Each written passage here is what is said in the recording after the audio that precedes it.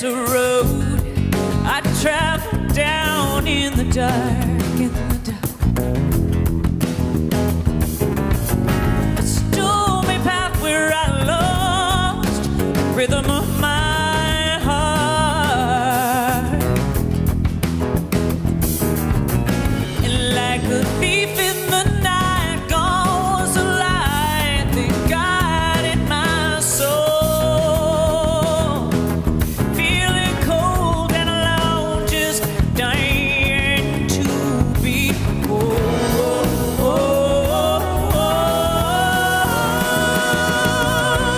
I'm calling in, I'm calling in. All the answers inside of me. I'm calling in, I'm calling in. Ooh, a life that sets me free. I get this feeling you guys might want to be standing up a little bit. Shaking what your mama gave you, huh? And we all need a chance to prove that we were here, share our fears, shed some tears. Oh, have faithful friends who never need to ask the reasons why.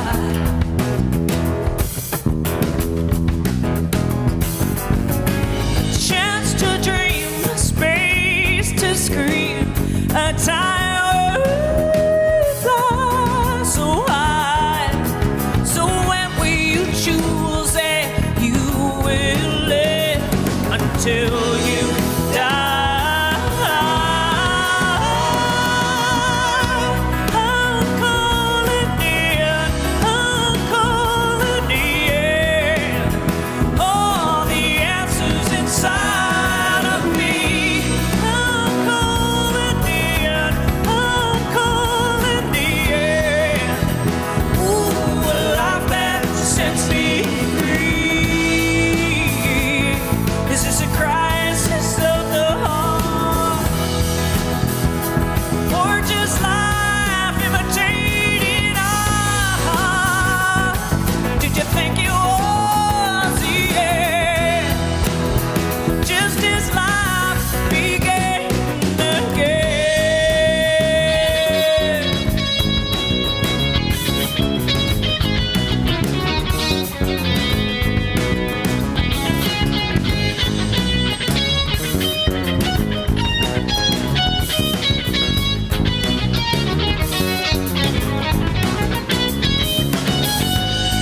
You're living on the edge, or living by default. It's your call, it's your home.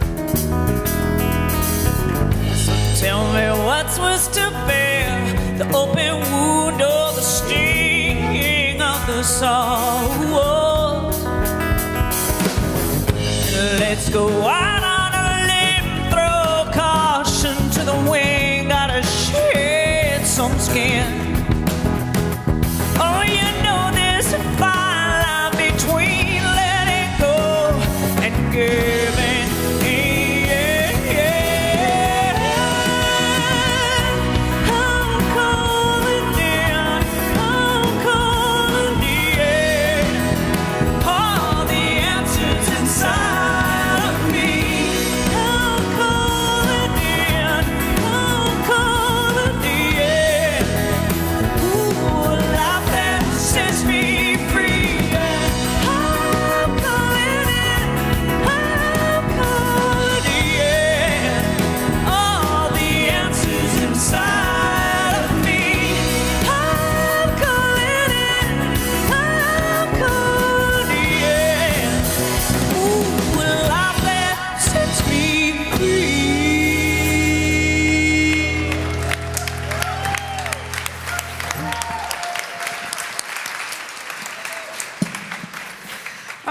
And what a beautiful day it is. I'm so grateful all of you came here and are sitting through this amazing service, which I think is very important for you. Do you want to know why? Yes, of course. Because I have a secret I'm going to tell you. I know, so exciting. So I have a question first. How many of you have been going through a lot of change? How many of you feel like the change is never ending? Right? And then, how many of you are like, done with the change? No, you're good with it. Well, the one thing about change is it is the only constant. The only constant we have in life is it's change. It's always changing. And the other thing about change is the only one experiencing the change is me. Oh, and you. But I'm the only constant throughout all the change. So the secret I'm going to give you is how to be in the midst of change. How to be. And what I really love is this question that I ask myself often is, what is mine to do? What is mine to do? And it's a good inquiry because each and every person has their own thing to do. But the question is, what is yours? What is your special thing for you to do in this world? And there's 3 points that I'm going to make today. The first thing is focus and question inwardly. The second thing is take spiritual action. And the third thing is take conscious, tangible, social action. And that is going to be the key to your success and everything that you need. Are you excited? Yes. It's so easy. It seems so easy, right? Well, one thing is really important. We're focusing this month on the subject of integrity. And integrity stems from the Latin word integer, which means whole and complete. So integrity requires an inner sense of wholeness and consistency of character. When you're in integrity, people can visibly see who you are through your actions, through your words, through your decisions, through your outcomes. When you're whole and consistent, there's only one you, and it shows up everywhere. Now, that's not always easy to do. I don't know about you. Not all of you are, but I'm gay. So showing up consistently and authentically everywhere I go is not that easy. It's not that easy because I have a fear sometimes of people treating me badly whenever I go out. So if I'm in integrity, that means I show up at my job. I have every time for those people who are gay, they have to come out if they want to, everywhere they go, in their job, and sometimes the grocery stores. It's just like the most random things. Oh, you're married. Oh, how's your husband? Or something. Even people say random things. You're like, no, wife. And I'm only mentioning that because today is my anniversary with my wife. She's here. I'm not going to point her out.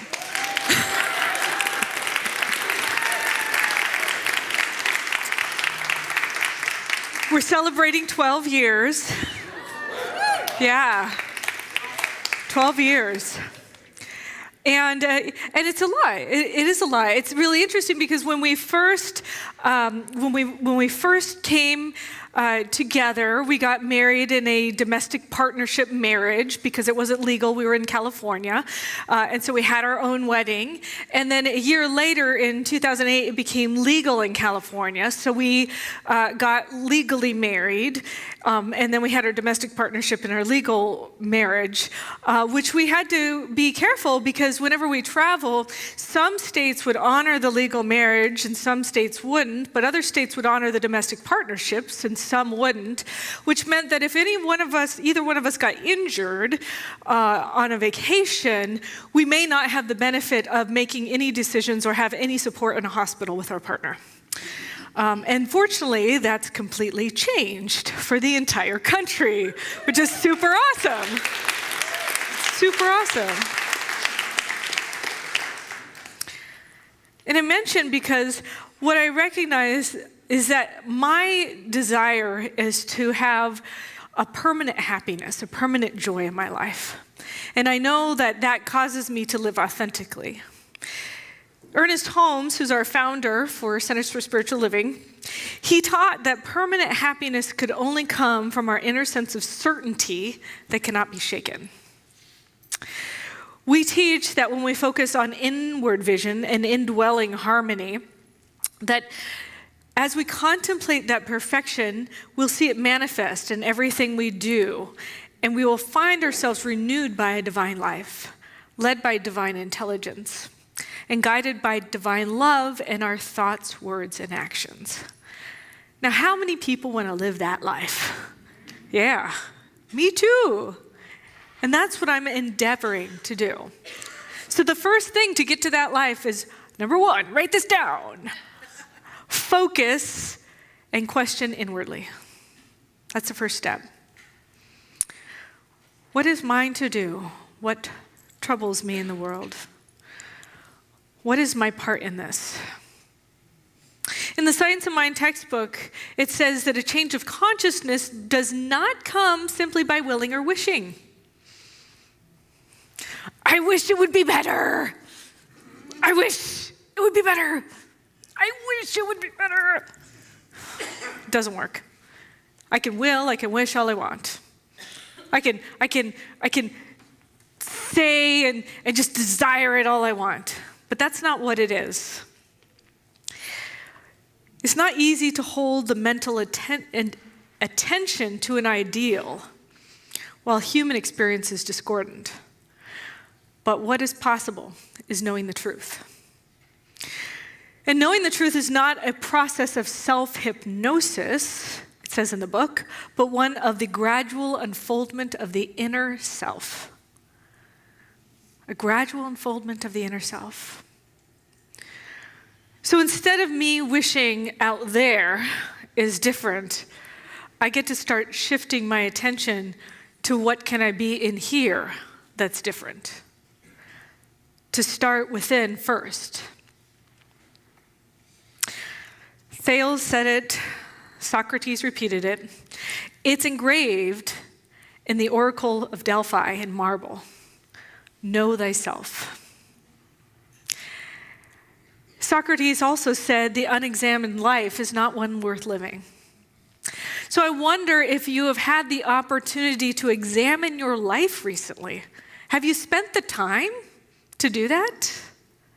Now, a lot of people who are in classes are actually doing that right now. If you take a class here, that's what our classes are focused on, is really figuring out what is mine to do in this world.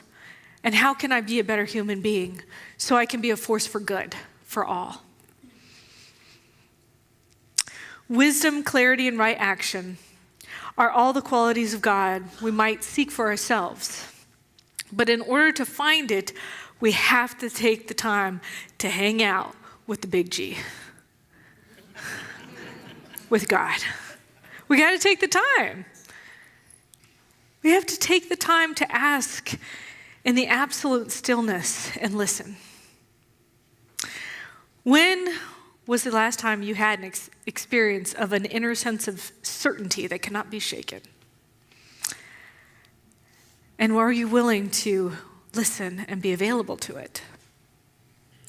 Now, I don't know about you, but I'm a little connected to my cell phone. I like it a lot. And I want to encourage you to try something really hard this week. For a whole day, try not to be connected to technology. A whole day. Can you do it? Is it possible? Can you do it? I don't know. Esther's like, not happening. What if you turned it off for a full day? I mean, I don't know about you, but the question kind of makes me nervous. Like, what if somebody calls? Or what if I miss that email? Or what if, how am I going to get around? I don't know about you, but I've been here for 8 months, and so I'm still trying to figure it out. How am I going to do anything without my connection? But just take a little technology break. Take an opportunity for yourself to be connected to the divine. Oftentimes, I don't take the time to examine, what is all this for? What can I do to further the mission, vision, and purpose of my own life? Do you have a mission, vision, purpose for your own life? Everybody focuses on it on businesses. I mean, if you're in the business world, you're like, we're staying with our mission. I'll just let you know here, Center for Spiritual Living, our vision is to be a force for good in the world. All right. But do you have something that's guiding your life for yourself? Have you spent the time to create it? What is mine to do? If you don't, you might be living the same life over and over again. It is the Groundhog Day experience, right? You wake up, breakfast, work, lunch, work, dinner, TV, Netflix, sleep. Breakfast, work, lunch, work, dinner, TV, sleep.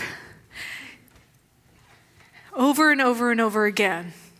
And I don't know about you, but I can find myself caught in that rat wheel. I can find myself just caught in the doing the same thing over and over again without taking the time to listen and get still and figure out what is mine to do.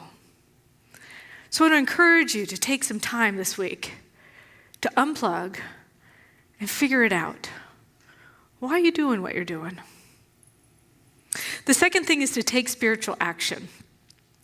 Now, spiritual action is using one of the many spiritual tools we teach here at Center for Spiritual Living. We teach you tools for transformation. But the deal is everything starts in the spiritual realm first. Everything starts in the realm of consciousness first. And this I've told you before, but I will tell you again, everything that's happening is an effect. Everything that you read in the news, this very moment is an effect of all your past beliefs, the society's beliefs, your parents' teachings, everything that has led up to this moment is a result of the past. But the cool thing about this moment is that this is the moment that creates the future. So being in this kind of very special place of now is a very unique place to be. So you can see what's going on out in the world and say, oh, this is the outpicturing of everything from the past. And then you could be the place where something new begins. And you do that through spiritual tools, through being active in your spiritual practice. Howard Thurman says that love bypasses all your hate and all your indifference and gets through to you at your center. You're powerless to do anything about it. So when I am in the space of love, when I'm tuned into the space of love and I go to my spiritual practice from that space, miracles happen. When I go to the place of love. Now, I'm pretty sure everybody in this room has experienced love. I'm pretty sure you know what that means. Can you go to your spiritual practice and come from that sense of love? I've seen this world right now, there's a lot of polarization, there's a lot of tribal mentality, there's a lot of he said, she said, he said, she said, that person's doing this, and I'm really mad about it.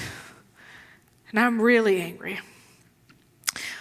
But what if you started seeing through the eyes of love? And you went from there and you worked on your spiritual practice. Now, the things that are bothering you about life might be where you need to focus. It just might be where you need to focus. And just do it. Just do it. Nike was right. Just do it. Just do your spiritual practice. Now, I went shopping yesterday actually. I went to Home Depot. And I have this bathroom. I've been in this house for 8 months, right? And there's a bathroom door. Now it gets, there's a vent in the bathroom. The heater turns on in the morning and it warms up the house. So it's nice and warm to get out of bed. But most of the heat goes into the bathroom. Now, the door to my bathroom does not stay open. It always just automatically closes. Like it just kind of, I don't know if it's on a tilt or what, it always closes. Now, when I'm getting ready in the morning, I use a hairdryer and a curling iron and a straightener and all these things that are hot, and then the heater's kind of bumping up some heat into the room. It gets really hot in there. And it would be really nice if my door would stay open, but it doesn't. So what I've been doing is like kind of making do. So I threw the Kleenex box down there, or some clothes. I'm like trying to hold it open. Sometimes I'm just trying to hold it open and do my hair. And it's really annoying, right? Well, this weekend, we bought this little thing. I don't know what it's called, but it's a little thing that's really cool. And it's like, it's for your door. It's like a little magnet at one end, and then there's this long metal thing with a magnet on the other end, and you attach it to the wall and the door. And when you close the door, it stays. When you open it and it goes against the wall, so it stays. It is the coolest thing ever. I'm so excited. Like doing my hair in the bathroom this way, I was like, oh yeah, look at that. Oh, yeah. It was my wife's idea. She had the solution. But the funny thing is, 8 months we've been dealing with this. 8 months. Now, are there things that are annoying you and they just keep annoying you and you're just not dealing with them? No, not at all. Just do it. My heart and soul is so happy today. My hair feels great. I didn't come in like already breaking a sweat. I mean, it's a good day. But just do it. Again, if you know that there's something in the world that's bothering you, you can ask, what is mine to do? What is mine to do? Anybody know Tom Shadyac? Anybody know? A couple of people. No, well, apparently, I'll educate you. He's director of Ace Ventura: Pet Detective. He's also the director of The Nutty Professor. And he did, those were wildly successful movies. Absolutely wildly successful movies. And I mean, he was living the Hollywood rich experience. He had a private jet, he had mansions, like it was pretty, dripping in diamonds kind of life, right? He got into a bicycle accident in 2007, and it made him think about, why am I doing this? What's the point? What's the purpose? And he really got clear that he wasn't happy. And he had everything, he had access to everything, but he wasn't happy. So he thought, what is mine to do? And for him, as he told Oprah online, he said, the truly happy life for him was to live within his means and to share his extras with the less fortunate. It meant that he sold his jets and his mansion. He moved into a mobile home. And moved into a mobile home, and he got a bicycle for transportation. Even though he had a bike accident, bicycle for transportation. And now what he's doing is he's sharing his wealth with the rest of the world. He's being of benefit to others. He's loving his life from the inside out. And that's where we each have to start, is from the inside out. Now, I'm not telling you to do what he did, but what I am saying is you need to find out what it is for you that's calling you forth into being an expression of greater good in this world. And if you're not happy right now, maybe you haven't figured it out yet. And that's okay. That means you have the world of opportunity available to you. But start with listening. And the second thing is do your spiritual practice. So what are some spiritual practices? What are some suggestions? We're here at a spiritual center. We teach some tools. Maybe some of you know them. Spiritual mind treatment. Meditation, yes. Also, spiritual mind treatment is also known as affirmative prayer. For anybody who's new here, we also call it affirmative prayer. Meditation, what else? Service, yeah. I'm gonna pause on the service, because service is a spiritual practice. But I'm gonna go through the inward, and then we're gonna talk about the outward. So the service is what I would say is an outward expression of the inward. Yes? Be with nature, absolutely. What else? Devotion, like singing. Devotion, singing, oh my gosh, yes. Seeking our good. Seeking our good, and how do you seek your good? Look for it. Expect it. Yeah. Show up as love. Yes. Other tools, visualization, gratitude, visioning. So these are tools when we're talking about doing our spiritual practice. This is what you're doing. Is you're using these tools in your spiritual practice. And there's a lot of people, now there's this great world that's happening, and then there's this sucky world that's happening all at the same time, right? And there's people who are doing a lot of action, but they're not feeling fulfilled and satisfied about their action. And that might be you if you're not doing spiritual practice. So your spiritual practice you do first, and that leads you to the action. And then there's the people who do the spiritual practice and then they don't do the action. And they're not fulfilled either. And that's called spiritual bypass as well. So it takes all three. It takes the stop, listen, spiritual practice, spiritual action. Right? So stop, listen, spiritual practice, action. We call it treat and move your feet. Treat and move your feet. So do the prayer and then be in action in alignment with the prayer. If I'm affirming a new job for me and then I'm not putting my resume out anywhere and you're not getting a job, well, there may be a problem because you're missing part of the equation. It's really important to get all three things.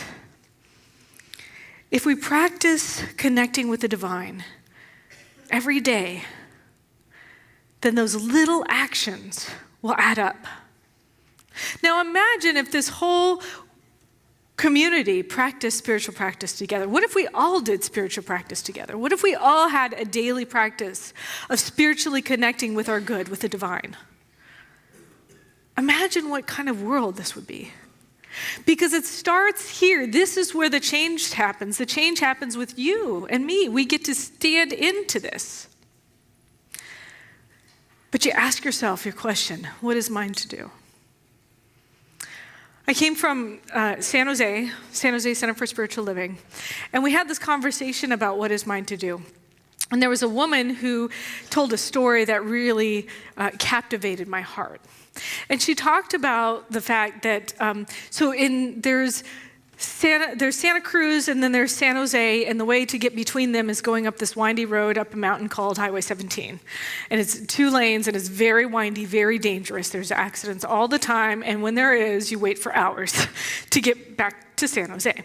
So there's this woman who told the story about the fact that she was in one of those long lines waiting to figure out what the accident was. And when she passed by, she realized what had happened is a deer got hit. And she didn't know what compelled her, but after she passed the scene of the accident, she pulled over, got out of her car, and went over to the deer and held it and prayed over it until it passed away.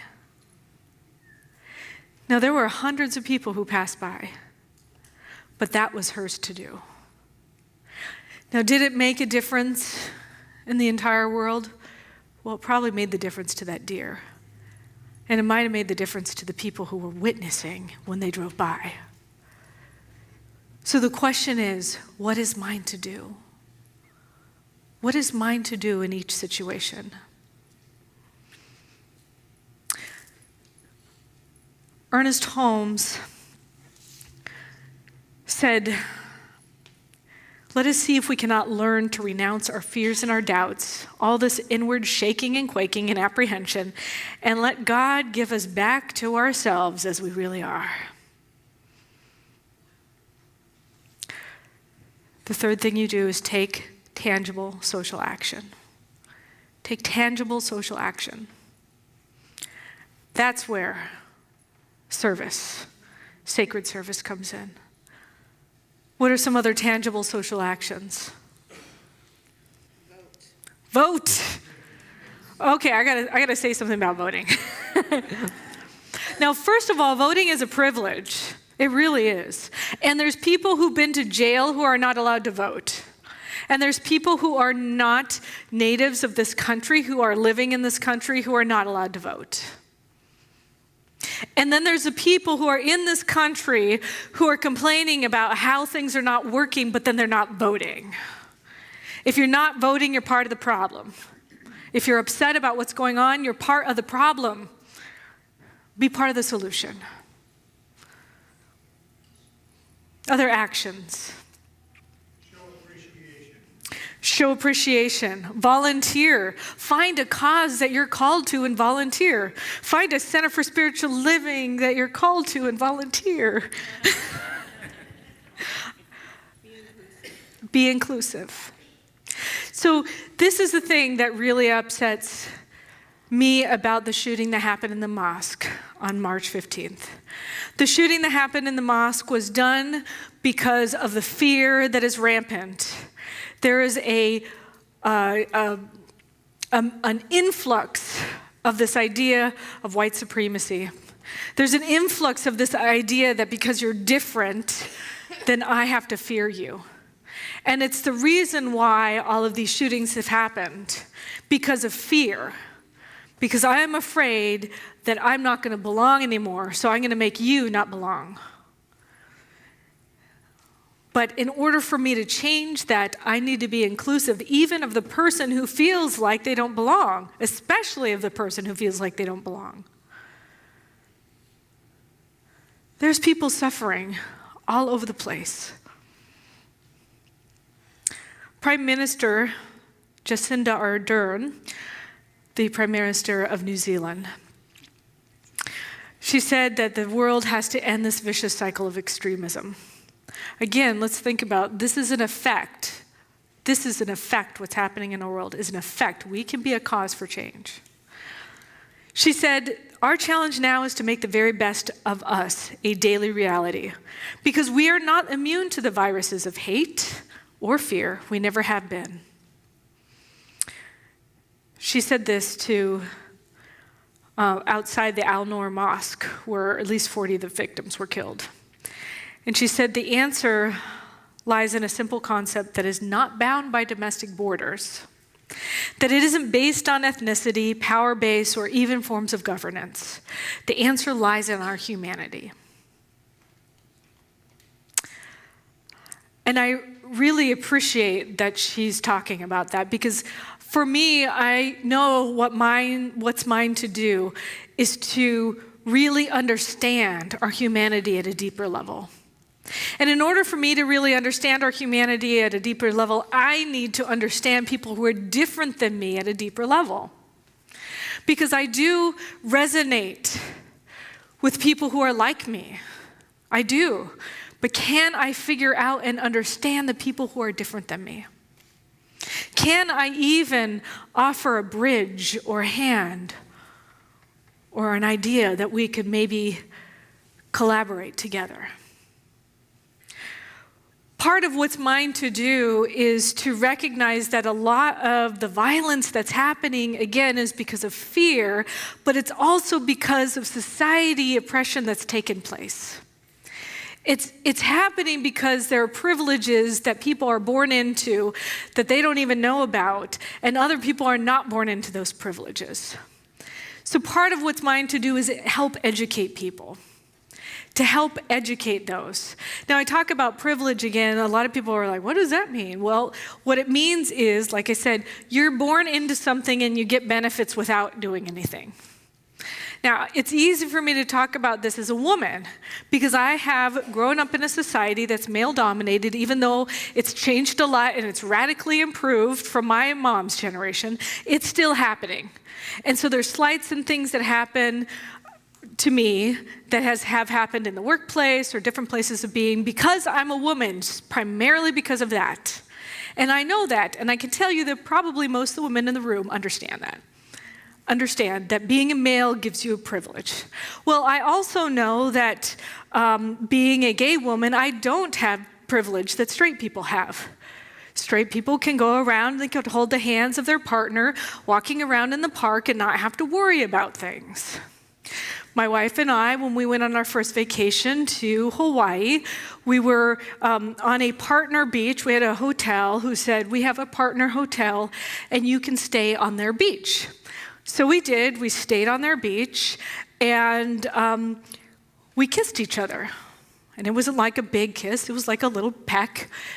And we had been there for a little while, but right after we kissed, immediately somebody from the hotel came up to us and said we weren't welcome there. And we said, oh no, we have a partner hotel. And they said, no, that doesn't apply here. And they kicked us off the beach. So that's the things about being straight that you may not think about. But the same thing happens when I'm able-bodied. I can walk up that stage and not have any problems. But what if I'm not able-bodied? Like, this is a construction, and I know we're in a tent, and so we can't think about everything all the time, but really, what about the stage? How about people who are having pain when they're walking, and people don't even know, and they need to come on stage? Things like that. So if I'm in privilege, it's incumbent on me to find out about those who don't have the privilege and to figure out what I can do to help them by not saying, I have the idea of what would work, but by asking them, what would work? How can I help you? Because they would probably know better than I would know, because I take for granted my own privileges. You know why? Because I don't have to think about them. I don't have to think about how do I get around to a place which has steps to get to it. I don't have to think about that. Just like I don't have to think about being white and having advantages of being white. I didn't even know I had advantages of being white until I learned about my privilege. So there's all these intersectionalities that happened. But what is mine to do is to educate myself and to continue to reach across to those who look different, act different, are different than me. So I can be more inclusive. So I can understand. Because it's really easy for me to get in my little insular society, really easy for me to do that, but it takes a lot more to reach out and reach across and look at the humanity of somebody else and say, we're all human, and I recognize and know that I have some advantages that I want to not have anymore. But in order for me to create a society that's just, where it's not just I get God-given advantages, not God-given, it's actually human-given advantages. I get human-given advantages.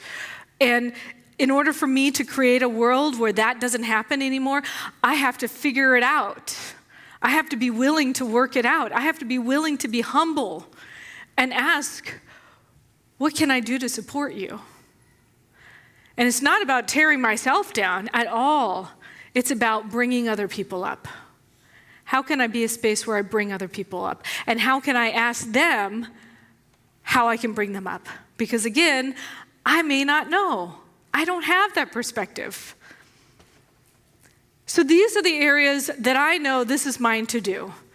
I want to contribute to healing violence in the world. That's why I'm doing the Social Uplift Ministry. We're going to have a series of workshops over the next 2 years that are going to address all of these issues and concerns, and we're going to talk about them like human beings in a spiritual center, and we're going to have difficult conversations.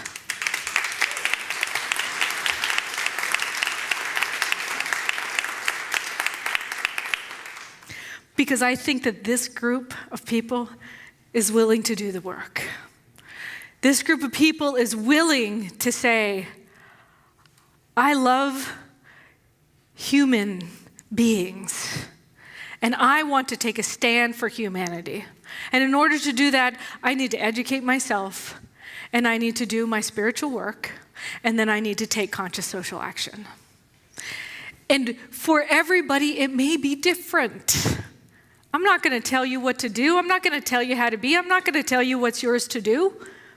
But what I am going to say is, why don't you find out what is yours to do? What if you asked yourself that question? An unexamined life is one where we don't reflect where we truly are. Now, I know I'm in the middle of a society and a world, and some things I'm really happy about. And there's a whole slew of things that I'm unhappy about. But the areas where I'm kind of triggered, that's where my work is. That's what's mine to do. Cervantes said, "Make it thy business to know thyself," which is the most difficult lesson in the world. So I encourage you to Spend time by yourself this week. Do nothing with your thoughts and observe them. I encourage you to think about, where's my privilege and how can I be a benefit to others? And I'm going to break down this privilege thing just a little bit, especially for those who are video gamers in the room. Anybody video gamers? Are you anybody a video gamer? There's oh my God, I'm like talking to the wrong audience. Okay, I have another one for the other. Okay, there we go. We have, there's one in the back. All right, you're gonna understand this. If you're playing a video game, you can set the settings to easy, medium, hard, or very hard. Now the game is the same game all the way through, same game. But if you check the easy setting, then whatever challenges you encounter, you can get through a lot easier. The competitors that you have, just give in so much easier, right? Things that are opposing you are easy to jump and go over. But if you're on the very hard setting, same game, it's really difficult. I mean, those obstacles are like, they are obstacles. And it's the same game. But that's what it's like to have privilege. We're all in the same game. But some people just have a little easier job and they don't even know it. Like me, I didn't know it. Or, okay, baseball. Come on, baseball people, baseball. All right, we got some baseball people in the room. Okay, so me and my privilege is like hitting a home run, right? Except I'm on third base. And then I get to run home. That's what it's like. While everybody else has to go all the way around, I get to be on third base and just come home. So maybe we put the same effort in, but I have an advantage. So think about that. Where can I be of benefit to others? What do I have that I can give away? And I don't mean tangible things, I mean gifts, like internal gifts. What do I have that I can give? Knowledge, expertise, support, love, education, music. Whatever it is, find out what is mine to do. What troubles you in the world? What is my part in this? Focus and question internally. Take spiritual action. Take social, tangible action. And if you do, you will know the secret to the rest of your life. And so it is.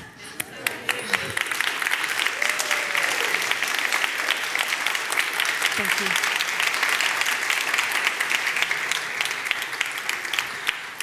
And let's pray. So surrendering into this idea that truly God, the source, the universe really is the infinite everything. It has all possibilities, all experiences, all ideas reside in this infinite nature of God. And so I know that as I'm here tuned in, tapped in, turned on by that truth, I recognize and know that it is in me, it is guiding me, it is pulling me forward into this idea of possibility on what is mine to do. And as I ask the question, I know that God always answers. And so I sit and listen. I surrender into the truth. And as I know this truth, I recognize and know that it activates me, it pulls me forward into a vision of possibility, a vision of an idea of a world that works for everyone, where I can be my own perfect puzzle piece in this world, where we all fit together in our own unique ways. And together we make this beautiful puzzle that is a brilliant, gorgeous expression of the divine. And so I surrender into that idea of possibility, and I know that what is mine to do is completely unique for me. And yet, it supports the whole of all. And so I surrender into that truth, letting it be. I'm so grateful. I'm so grateful to be guided and directed by this world that knows only good. So grateful. So I let it go and let it be, and so it is.